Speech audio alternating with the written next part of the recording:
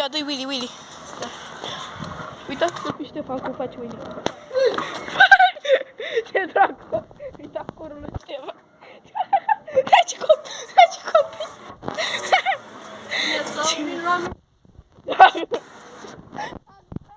Mă răpește! Mă răpește, tati! Face laba cu trotineta, aveți grijă!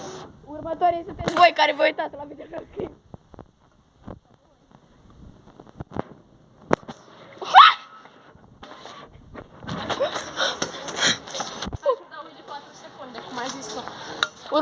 Următorii sunteți voi care și-au labă de la trotinetă. Ia. Ce-a fost aia, fiule? Fiule, ce încearcă fiul să facă? Ia, și dai tu pitica.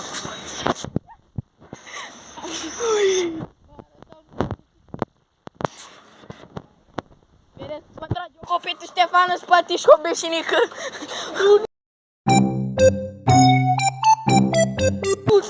Vedeți că sunt o victimă la beșinile lui, mi-a tras una pe scările de la școală și m-a cum se zicea, radioactivat. Da, și pe bună rămâne number one ești. Da. Pe pista, am zis, pe pistă. Pe pistă, pe pista de biciclete. Pe pista de biciclete. Așa. Dar asta nu e bicicletă, Luci, mănâncă. Ok. Nu. Am fugit cu ea. O, nu, sper să nu mă prindă. Aha. Unde fugi? Mă urmărește un nebun pe stradă. Subscribe, fac așa dacă ciori. Exact. Mă urmărește, bro. Vă rog, ajutați-mă. Mă nebuni fiul meu la cap. Îmi trage ăsta o copit în cur, mă lasă pe jos. Ce-au zis tu de mine, bă? Ajutor. Te duc la... Mă răpește. Ok, Alesia, salut. Alo. Wims.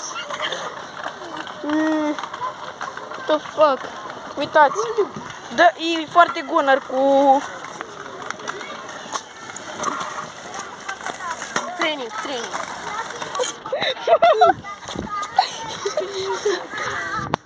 Training for Florentina.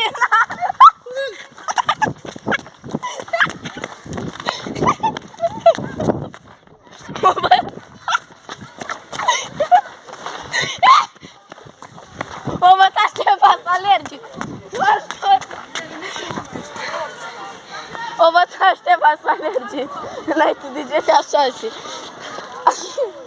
Gata. Training for bike. Florentina are iubit. Womp, sincer. Să dă Răzvan la ea. Dar nu pune asta în vlog. Nu. A? Ce? Dar nu de la mine. Se lasă. Tu de-aia vrut să pleci atunci cu Patrick, să bești doar tofii tăi? Da. Erau comestibili. O învăța Ștefan să alerge înainte de GTA 6, el. Ștefan, deci o să fii un good boy și o să mă aștepți afară, în față, la profi, nu?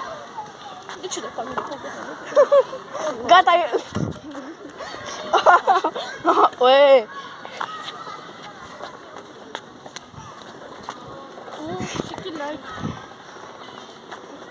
Papa, balcon. Mă trăscură. Te joceară pe Bălăstation la 2 dimineața. Băi, Vasile. Ți-am mai zis să nu mai joci pe Bălăstation.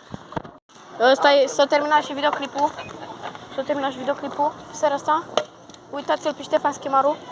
Ne mai vedem mâine. O să postez videoclipul, nu știu, mâine o să-l vedeți dimineața.